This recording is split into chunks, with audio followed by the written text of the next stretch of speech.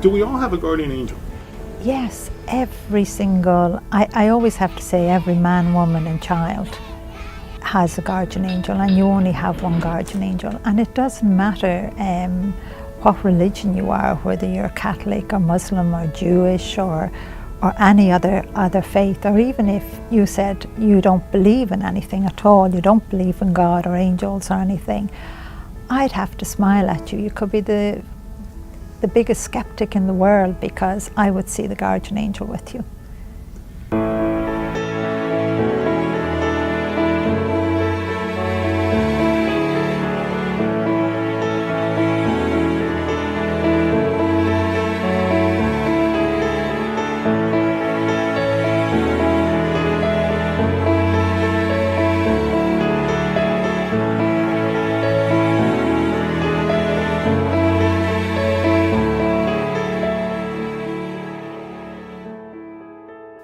Angels. For thousands of years and across nearly all religions and cultures, these spiritual creatures have been spoken of, written about, and believed in.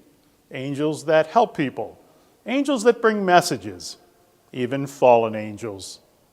And what about guardian angels? Is there an angel that's assigned to us in heaven before we're born that never leaves our side, even for a moment while we're here on earth?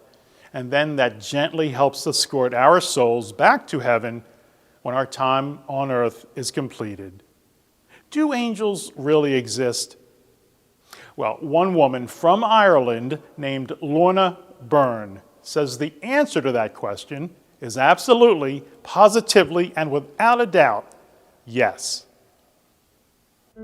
Many Americans may not be familiar with Lorna Byrne, but in less than 5 years she has taken Europe and other countries by storm. Her first 3 books have made or topped the London Times bestseller list, and she draws capacity crowds at most of her appearances from the British Isles to the Czech Republic and Slovakia. Lorna also appears regularly on popular television and radio programs throughout Europe, mostly being asked to expand on the messages of the angels that are detailed in her books. All over the world, and yes, it is the guardian angel, and it is in a spiritual experience for someone personally. Her popularity began with the unlikely publication of her autobiography, Angels in My Hair, in 2008. The book details Lorna's claims of seeing and speaking to angels every day of her life, and also her struggles to overcome severe dyslexia and dire poverty. Perhaps her most amazing revelation is that Lorna says from the time she was a small child, she was told by the angels that she would write best-selling books about them, and God's messages delivered through those angels to all of us. Lorna Byrne's messages of love and religious tolerance seem to resonate not only with her readers, but also with religious leaders of all faiths and cultures. Lorna was a featured speaker in New York City at the Open Center in November of 2013 with Dr. Eben Alexander, author of the worldwide bestseller Proof of Heaven. Appearances like this signal Americans' growing recognition of Lorna as one of the most in-demand authors on matters of spirituality. I interviewed Lorna in depth in Philadelphia recently and began by asking her exactly when she saw her first angel. I always say to everybody, I have seen them from the moment I opened my eyes. You know, I remember lying in my cot, and maybe I was only about that size, you know, and seeing them and seeing my mom, you know. And to me, you have to remember, as a very young child, you know, you see the angels and you see your parents and your aunts and all of that. They're all just part of the family. You know, I didn't know any difference. I didn't even know they were angels. It was just the time when I was playing with my little brother in front of the fire. It was like as if his hand went into mine and mine went into his, and it all sparkled and I laughed. And he was about the same age as me, just a little older. And it was then the angel said that they were angels and I must keep it a secret, and told me that my little brother was a soul.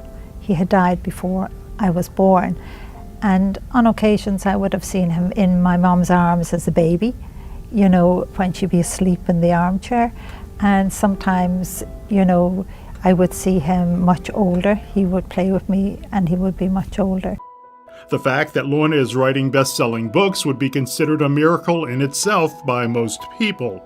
Lorna has been challenged with severe dyslexia from birth. She cannot read. She barely can write, even having trouble penning her own name. You know, they kept saying to me, you must keep it a secret, don't say anything, as I grew as a child. And the doctors had told my parents I was retarded, because way back in Ireland then, they didn't know about that. And any child that was slow, you know, you got branded, you know, straight away. So you were put in the back of the class. And I wouldn't be here talking to you either, because if I had said something to my parents, there's an angel standing beside you. Ireland was full of institutions then. I could have ended up in one of those, so I wouldn't be here. And I'm so glad, you know, that, and I'm looking at the angels now and looking at yourselves at the same time, that, you know, I didn't say anything. You know, that I did keep it a secret, but I did learn as I grew.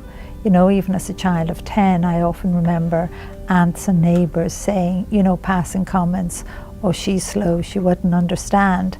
And the angels used to just say to me, Lorna, they know no better. And of course, I've had the best teachers in the world.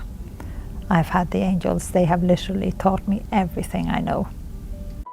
Throughout Lorna's writing, she often speaks of a multitude of angels that constantly descend from heaven, simply waiting for any of us to ask for their help. She calls these the unemployed angels. And while these angels are available to anyone when needed, Lorna says our guardian angel is special to us. Your guardian angel, I think it's actually just so beautiful. Before you were conceived, before you were born, you were a soul already in heaven, that speck of light of God. And you already met your guardian angel in heaven. And I have to say, you and your guardian angel knew each other so well. And in heaven, before you came at all into the human little baby at conception, you had already chosen your parents, and you love them unconditionally, no matter how imperfect they were, you know, and that's a very important thing to remember. And when you die, your guardian angel, when your time comes, takes hold of your soul, ever so loving and gently, because I've seen it so many times, and brings your soul from your body back home to heaven. So you're not alone, and at that very moment you can see your guardian angel. You know, and you will see lots of other angels. It's just your body dies. That's the part of us that die, because we have that soul that's that speck of light of God. You live forever. A 2011 Associated Press GFK poll finds that 77% of all adult Americans believe angels are real. That percentage goes up to 88% of all adult Christian Americans and 94% of adult Americans who attend church weekly. What shocked some researchers was a 2008 Baylor University Institute for the Studies of Religion poll that found 55% of all adult Americans believe their guardian angel has protected them during their lifetime. And this included 1 in 5 Americans who do not hold any religious beliefs. And finally, a Pew study found that 88% of all adult Muslims worldwide believe angels are real. Dr. Susan Garrett is Dean of the Seminary and Professor of New Testament at the Louisville Presbyterian Seminary in Louisville, Kentucky. She has a specialized interest in the Gospels and how they reflect the worldview and theology. Dr. Garrett is the author of No Ordinary Angel, published by Yale University Press, in which she examines how talk and writings about angels throughout history has served as a vehicle for reflection on other fundamental life questions. I asked Dr. Garrett to reflect on our understanding of angels. Many of the kinds of roles or functions that angels are thought to play in popular spirituality today go back very far. They go back all the way to the period of the origin of at least the New Testament, if not back into the period of the Hebrew Bible. So, for example, the idea that an angel might lead one to the afterlife is something that we see in Luke chapter 16. So it's there in the New Testament. The idea that an angel might appear to one in a dream or bring a message from God, which we certainly see in a lot of popular literature today, is well attested in the New Testament. The idea of a guardian angel is not especially well tested in the New Testament, but it is attested in some of the literature contemporary with the New Testament. So it also is a very ancient idea. Dr. John Esposito is a professor of religion and international affairs at Georgetown University in Washington, D.C. He is also the founding director of the Prince Alawid bin Talal Center for Muslim Christian Understanding in the Walsh School of Foreign Service at Georgetown. Dr. Esposito has served as a consultant to the U.S. Department of State and other agencies, European and Asian governments, and universities and the media worldwide. I think part of the reality is that when people ask the question about angels, is that, and they can't believe that somebody would believe it, and yet they might be people who could accept the fact that the person they're talking to believes in God. And they may know the person as being not somebody who just believes in God, but as an observant, etc.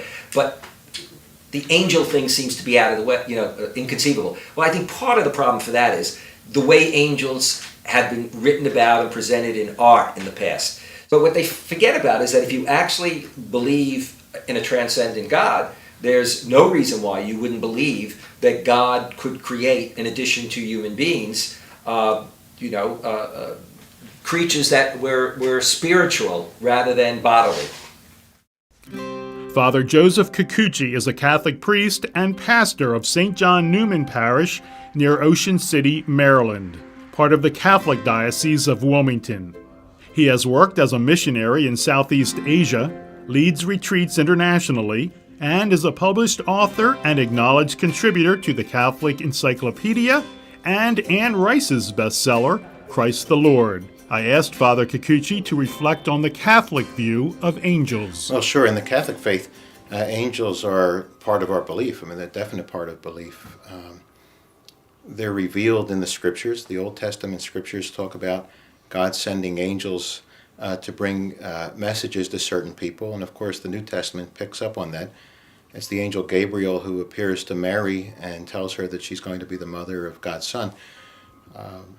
Jesus himself teaches about angels. He says in Matthew's Gospel, don't despise the little children. He says, I tell you, their angels are always looking on the face of your Heavenly Father. So, bottom line is, for somebody to say, I don't believe in angels, would be to say, well, Jesus must have been wrong. Okay, so it's a very important part of our belief.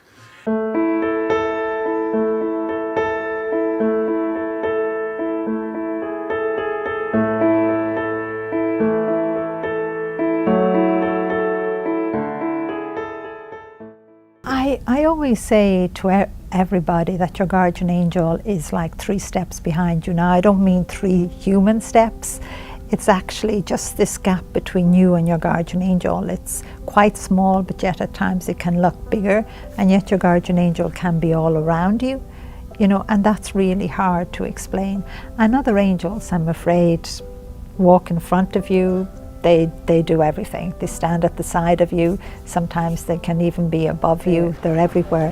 When I was walking down the street recently in New York, and the street was crowded, and I was just, never mind the guardian angels with everybody, but just watching the angels moving in and out between people, and stopping and maybe whispering to them something that the guardian angel has asked for them.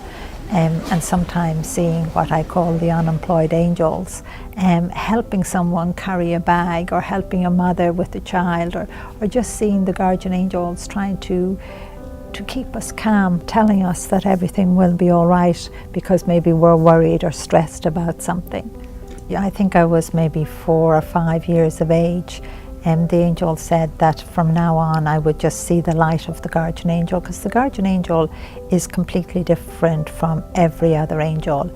It is the gatekeeper of your soul, and it's the one angel that can never leave you. Other angels come and go, but on many occasions, you know, to me, out of the blue, a stranger's guardian angel could open up.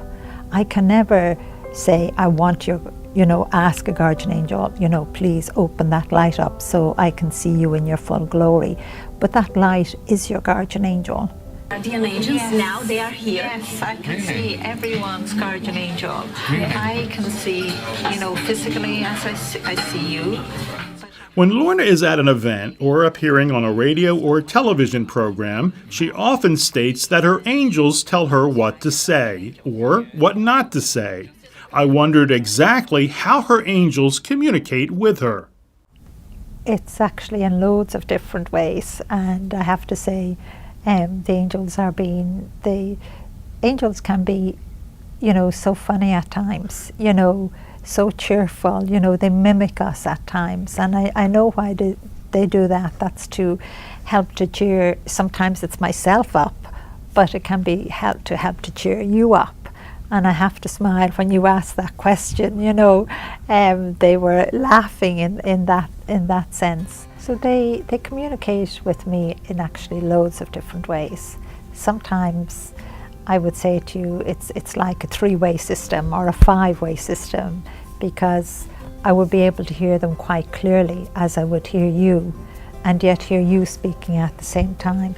And don't ask me how I can separate it, I just do. And sometimes, if an angel is with me, like the angel Michael or Moses or Elijah, the ones that are in my life quite a lot, and I could be walking down the road and they would communicate in a different way at times, especially if I'm on my own and they have made themselves as visible as you are. They're walking with me, and if anyone passes by, they would see them too. But wouldn't recognize that it was an angel. So they would talk one-on-one. But I do prefer when an angel comes, or sometimes when they come and sit around the table and talk one at a time in that way.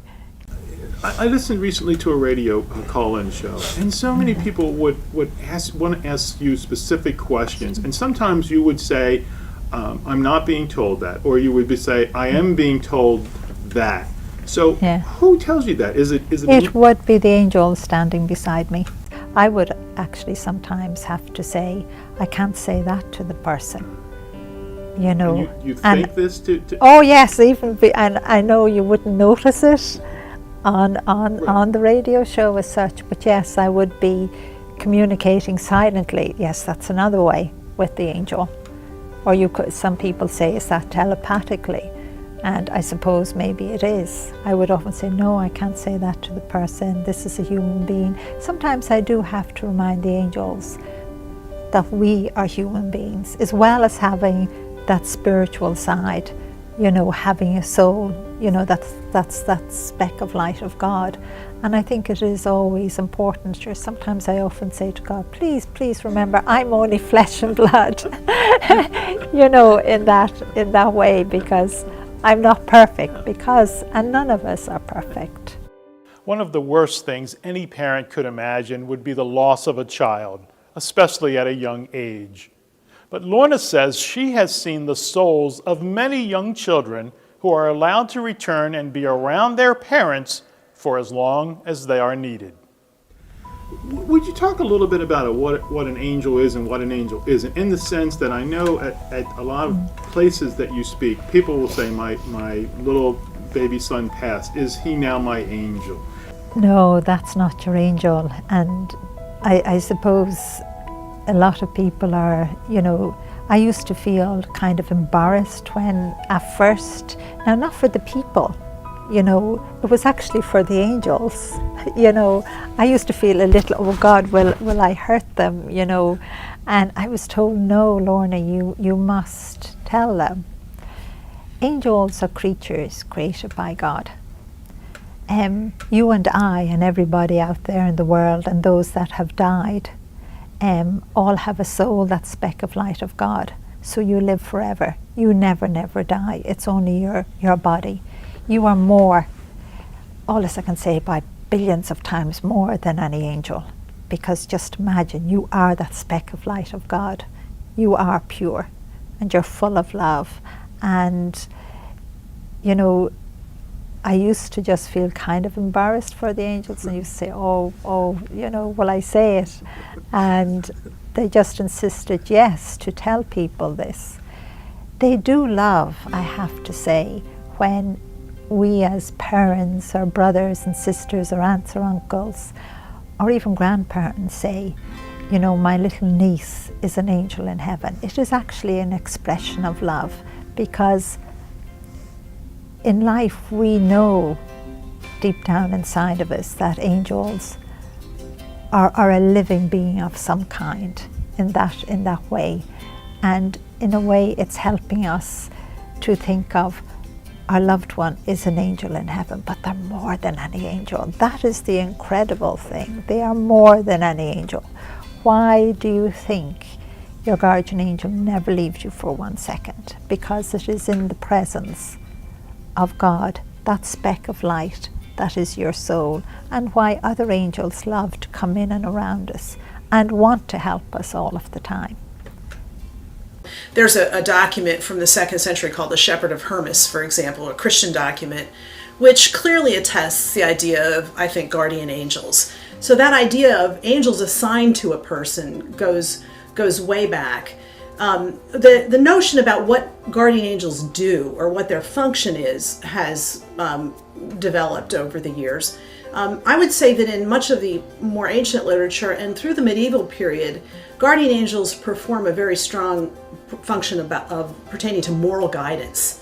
So guardian angels watch over one morally and make sure that one stays on the straight and narrow path. More often today, when people think about guardian angels, or they say, wow, my guardian angel was watching out for me, they're thinking about some kind of physical rescue. A notion that the guardian angel is there watching and grabbing the steering wheel when you're about to go off the road or something like that, or rescuing you from a burning building. So that's to say there's various functions assigned to guardian angels, and some of them have received more or less emphasis throughout the centuries.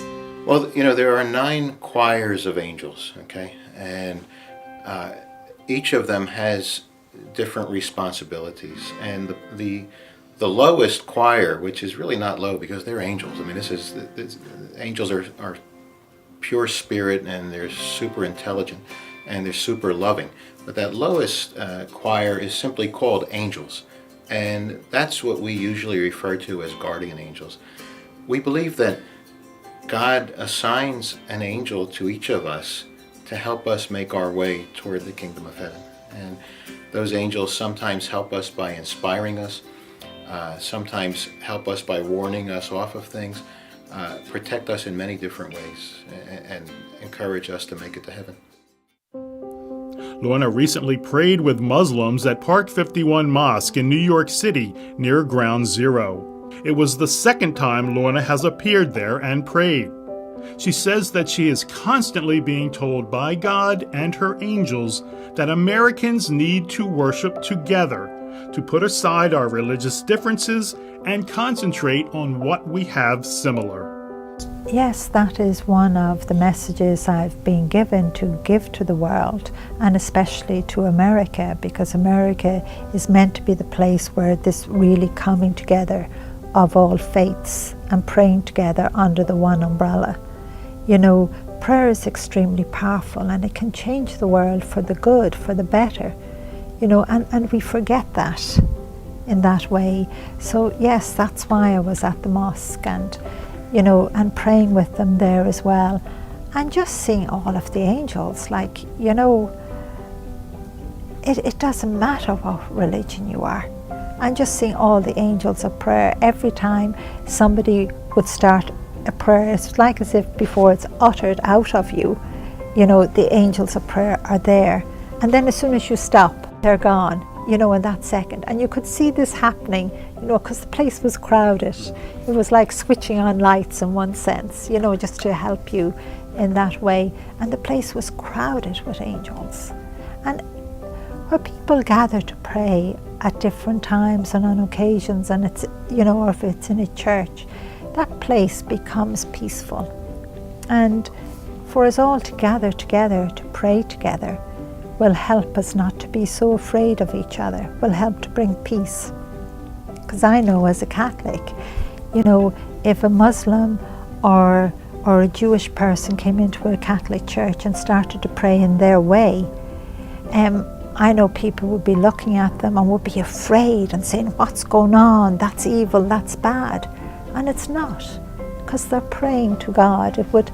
It's for us to get together under that one umbrella and pray together and get to know each other. And from their peace, you know, we realize we don't have to be doing what we're doing. It's just so important, and it's meant to happen in America. I was reading a wonderful book, and it was talking about how 90% of what we perceive from our senses we don't see, we don't perceive. So can you imagine what's really going on in this world? And so Lorna gives us a glimpse into that unseen world, if you will. And she gives us hope that there is more to us than just this flesh and blood, and he said, she said, they're wrong, they're condemned, they're gonna go to hell, we're the right ones, we're the chosen people, you won't be saved. All of that dogma that we're fed that divides us. And I feel she reminds us, like all great messengers have in the past, that we're all one and that we don't have to fear God. You know, she says that she's in awe of God, and I can understand that and respect that because, excuse me, as I've been raised a Muslim, a lot of the teachings have been mistranslated or misquoted, as in many religions. And, you know, people say, oh, you have to be afraid of Allah, you have to be scared of God, and, you know, tremble in His presence and be fearful of His vengeance. I don't believe in any of that.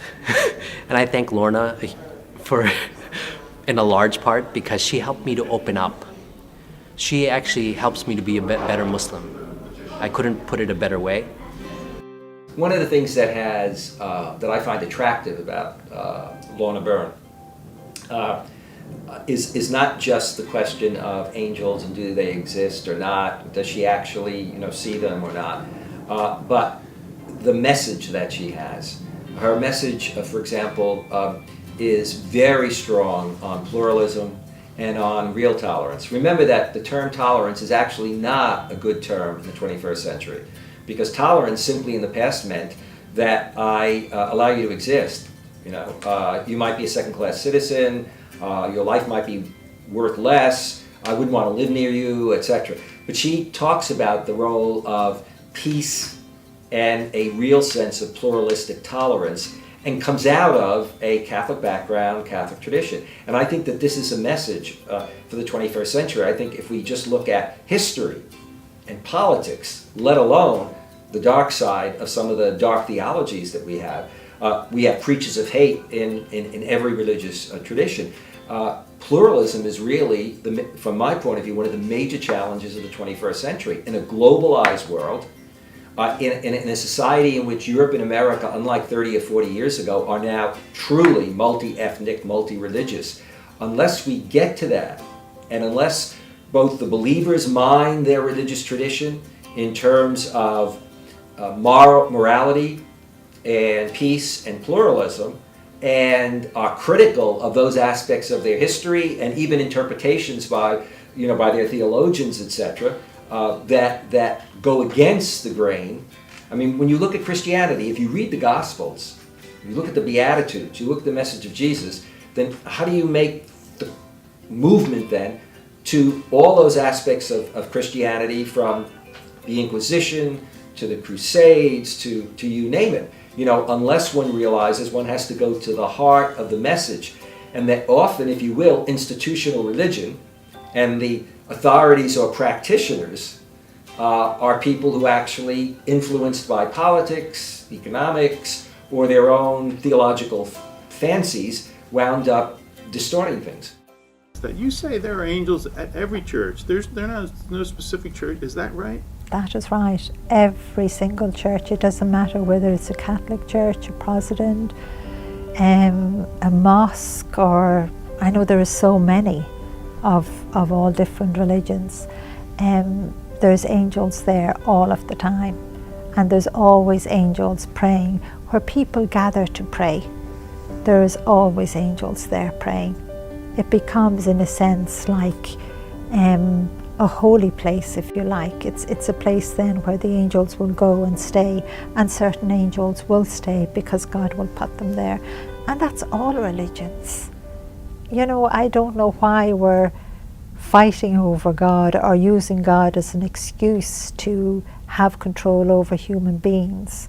And we have to try and remember, life is not just about material things. You know, life is about much more. It is about your soul, and it is about God in that way. And we're so focused on the material things, you know, that makes us listen to the other side.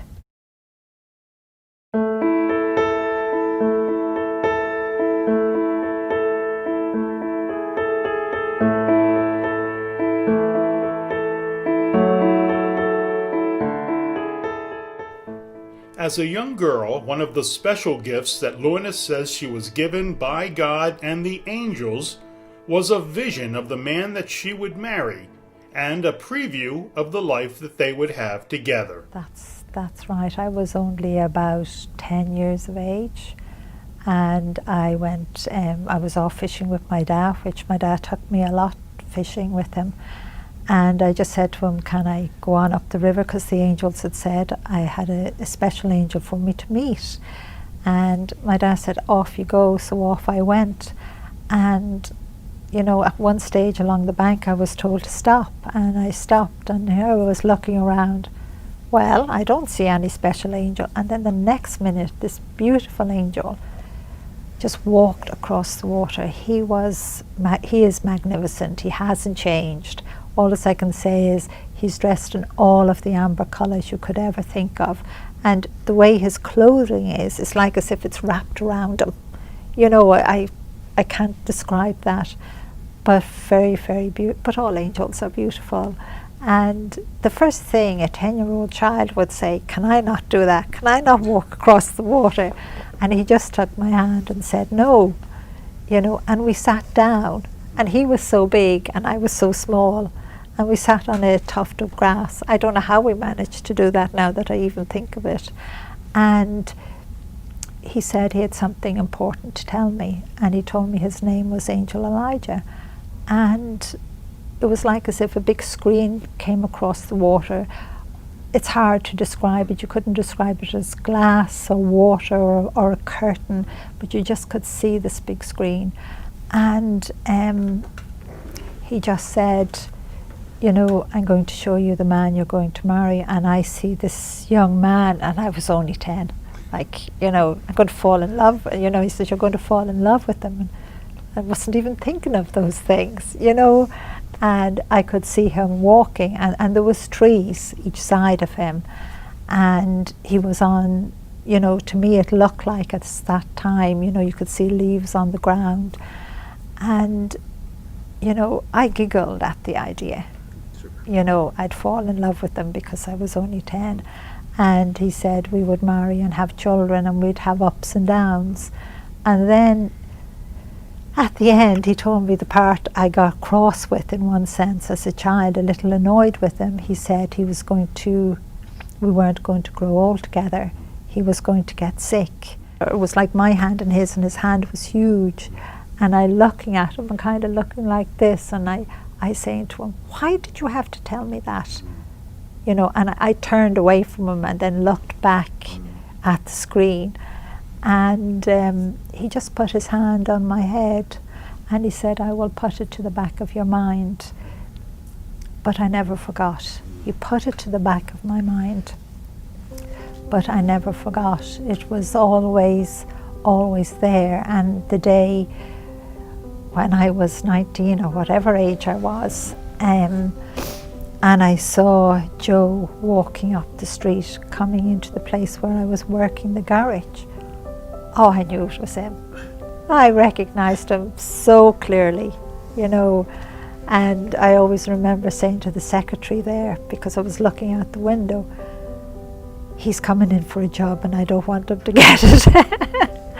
I was rejecting him, but yet so excited, and I knew what was going to happen, you know. And of course he came in and he got the job and everything like that, and he asked me out, and we did marry and have children. And I suppose from nearly the moment we married, his health started to go down.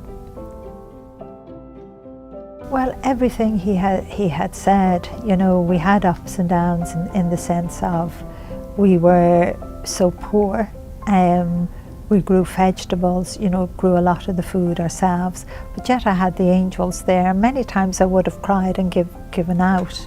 And just watching his health going down and what was happening to him, and trying to help him to keep his dignity, because at times he always looked well. People would never have understood. And he was a man and he wanted to keep his dignity, and he didn't want people to know. You know, so it was a battle that way, you know. But even with the children, you know, as they started to understand Dad doesn't be well physically, you know, if Dad went out into the garden at any stage or was out doing a job, they would actually be running in and out, keeping an eye on him and helping him, because they knew something could happen, you know. And of course they had that experience of many things happening many times, you know. But the important thing was, you know, I could never say to him, I know you're only going to be here for so long, because when he was well, you want someone to live their life, and that is the most important thing. You don't go up and tell someone, by the way, what's happening to you is going to kill you, you're going to die, you know, because then a person can stop living life. And I never wanted that, and I would never do that to any human being at all. And that's an important thing to remember. And he did live his life. He did have great times, and I know he had times that were really, really hard. And I know even for the children at times were really, really hard. Faced with such acute poverty and the illness of her husband Joe, I asked Lorna if she was ever upset with the angels for not helping her more. Well, they did help me in loads of ways. Why would God treat me any different than anyone else? You know, I wouldn't expect him to be. I'm a human being as well.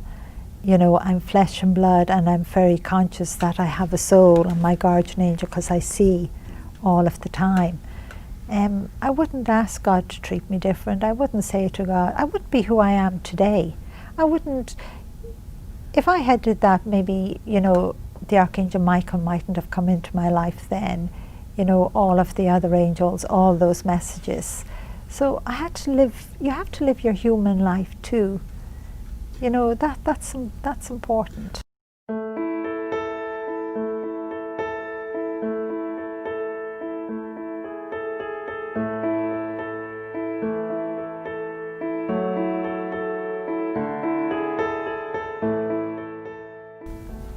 So there is a heaven. You're telling us that you know for a fact there is a heaven. Yes, definitely there is a heaven. How do you know there is a heaven? I didn't know you were going to ask that question. Well, because I died and God sent me back, and I didn't want to come back, because when you go to heaven, I can assure you, you don't want to come back. Like, I have met many people who would say to me, you know, oh, they would want to come back straight away, you know, and I look at them and I would say, but why would you, into a human body that, you know, gets pain, gets sick, you know, going through all of these things in life, and then suddenly they say, oh God, no, I wouldn't want to come back. You know, heaven is, it's God's love. You just feel it. It's beyond human words. I can't even describe it, and your soul is drawn to it. You know, your soul goes, and it goes with your guardian angel. And God's love is so is just so overwhelming. I don't know how to explain it. Next, I wanted to know what happens when we get to heaven. Do we stay in heaven? Do we get a job? The only way I can put it to you, we think in human ways. You know, we think, well, I should have a task, I should be working, I should be the cameraman in heaven. But heaven is not earth, heaven is not human life. It's beyond that. You just want to be in the presence of God, but yet God at times will send your soul back to be around someone else, someone you love, to help them in their life. And you have to remember, those that have died and have gone to heaven, they can do much more for us because they can intercede with God for us. They can ask because they're already there. And, you know, lots of people would say to me, you know, well, I didn't get to say goodbye, or I had this row, or I didn't talk to them for years and now they're really hurting. When someone dies and their soul goes to heaven, they love you so much. All of that is gone. It's like all of that was trivial. It meant nothing. They just love you. And they just want you to know that they love you. There's no need for forgiveness. It has been wiped away. You said that if you happen to see a spirit, can you tell if a spirit has been to heaven or not? Yes. How could I say that? That's a question I haven't been asked. Sometimes I might actually visit a graveyard. You know, I could have some reason to be there. And I always remember when my grandparents had died, and my grandparent was being buried in this graveyard that kind of overlooked Dublin. And the angels had said to me, go for a walk around, and I didn't know why they were sending me for a walk. And I was walking up and down, and I just said a little prayer for all the families, because as far as what I know is that it's only the body, the remains that are there, the souls are already gone. But I had to smile when I turned the corner. I come to this grave, and there was a guardian angel and this beautiful soul, a young man sitting there, and the guardian angel wrapped around this soul. And I was being told that the young man was a little hesitant. He had already been in heaven, but he was a little hesitant. And God just allowed this to happen. It was for me, for some reason, to tell him that it was all right, you know, that his parents love him. And, you know, even though he was missing them for a moment, in that way, I think it was in the way the accident happened. He was killed instantly. And it was like when I spoke to him and said it was fine, you know, what are you doing here? You know, do you see your guardian angel? And it was like, you know, for the first time in one sense, even though he had been in heaven, but God sent him back. God often does that, you know, because we're his children. He loves us. He wants us to be completely at peace, you know. And it was like straight away he suddenly, oh, and then they were gone. And then she goes on how she wishes, oh, she said one more thing. She says, I worry about my children, and it helps me to be able to ask their guardian angels to protect them, to support them, to guide them. I wanted to see how Lorna's messages from the angels are being utilized, and didn't have to search long for an example. This cancer support group is held at the Center for Women's Health in Langhorne, Pennsylvania. The center was founded in part by this woman, Dr. Amy Harvey, voted a top doc by Philadelphia Magazine 3 times in the past decade. The center combines a variety of holistic approaches in combination with traditional medical treatment for cancer, and Lorna's books provide ample inspiration and talking points. Co-leader of the group is psychologist Dr. Susan Apollon. And start opening to the possibilities. This provides hope. Every one of my patients are in need of hope. Not just my patients, every human being I've ever met needs hope. You can't go through life without hope. And when hope dies, you die. That I have learned, I have seen, and so my job is to help people be able to recognize you get to have choice in your life about what you're going to think about and focus on. And those who have had these experiences that have been little miracles or big miracles for them, and then they start to think about the possibility that angels may be watching over and listening, it's like there's a candle inside and it's suddenly been lit and it radiates their heart and they're energized and they begin to feel happier and they begin to feel better and they feel an enhancement of their physical well-being. I don't think we could ever exclude that as a possibility. I don't know if it happens or if it doesn't happen, but I don't believe that we can constrain God or say what God can or cannot do. I don't think that we can say that God cannot enter into the physical universe. In fact, I would say it's contrary to the Christian idea of incarnation to say that God couldn't intervene. So if we believe that God could come in human flesh in the person of Jesus Christ, how could we say that God can't again intervene in the world? In one of the most moving entries in Lorna Burns' book, Angels in My Hair, she says the angels had her look upon the scene of a terrible accident. 3 boys on bicycles were struck by a truck. Yeah, that happened when I was working in the petrol station. I know I'll have to skip loads of it, but just everything went still and quiet. You know, even the forecourt, everything did. And the angels had said I had to watch and look down the road. And I don't know how, even today when I've gone back there, how I could see so far down. That is incredible. But I was to pray at the same time and to watch. And I saw these 3 young boys on bicycles, you know, and they were having the time of their life. They were enjoying, they were just being boys. And then I see this Arctic truck coming along and it came on the outside of them. And they all went to heaven, but it was just seeing what happened.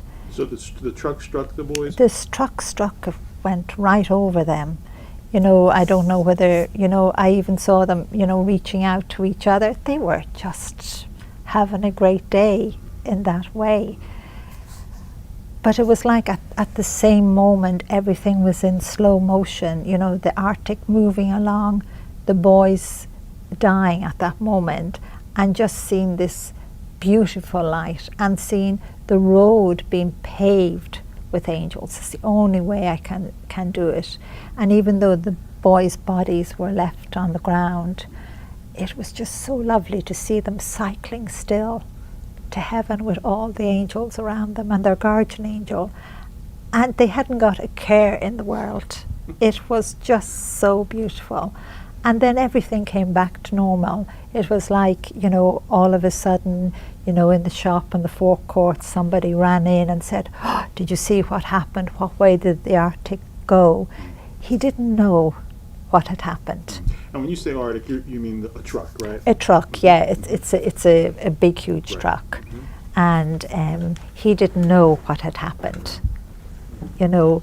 But it was very beautiful to see those young boys going to heaven.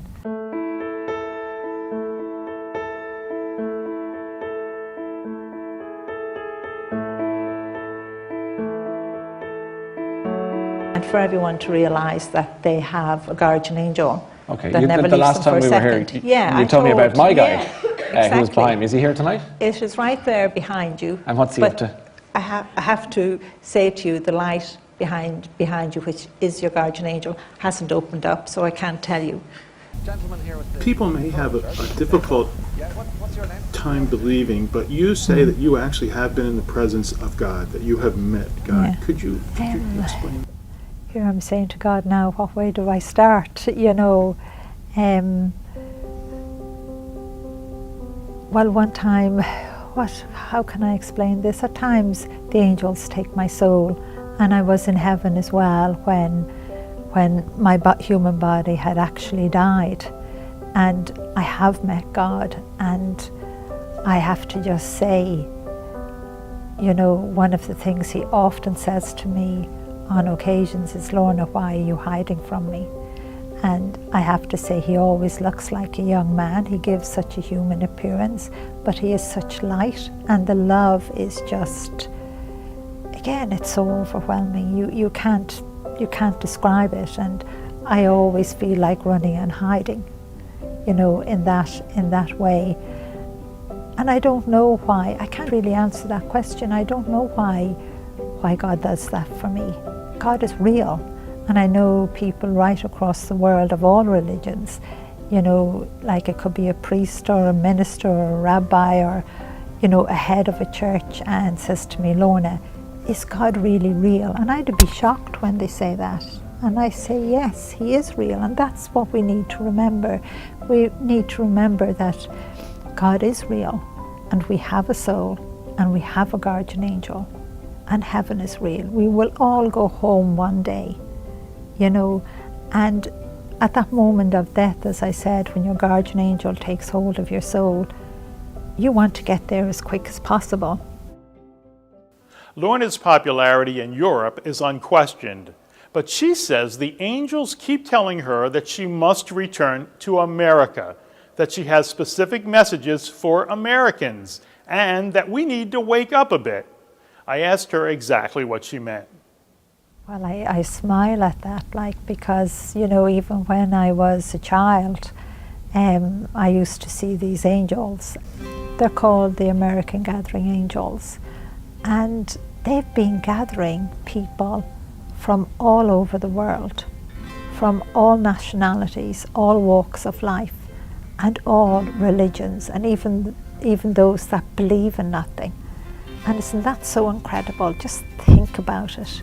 Have been gathered, like God knows where you've come from originally, sure, but you've been gathered and brought here, to America. You are the new race.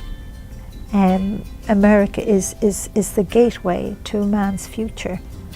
And, God keeps sending me back to America because America has such a huge role to play. It has so many of the answers. And the biggest answer one it has is in changing, in the sense of the spiritual side coming out more and intertwining, and we finding the answers. And I know a lot of Americans, look in at America only, you don't look out so much.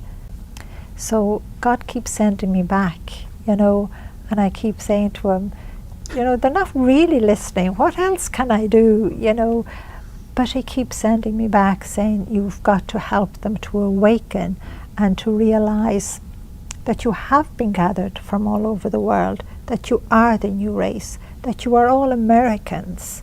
No matter whether you're different coloured skin or different religion, you need to come together as one. Lorna says that she has been given a gift by God of seeing some of mankind's possible futures. She says that some of these scenarios are very, very good.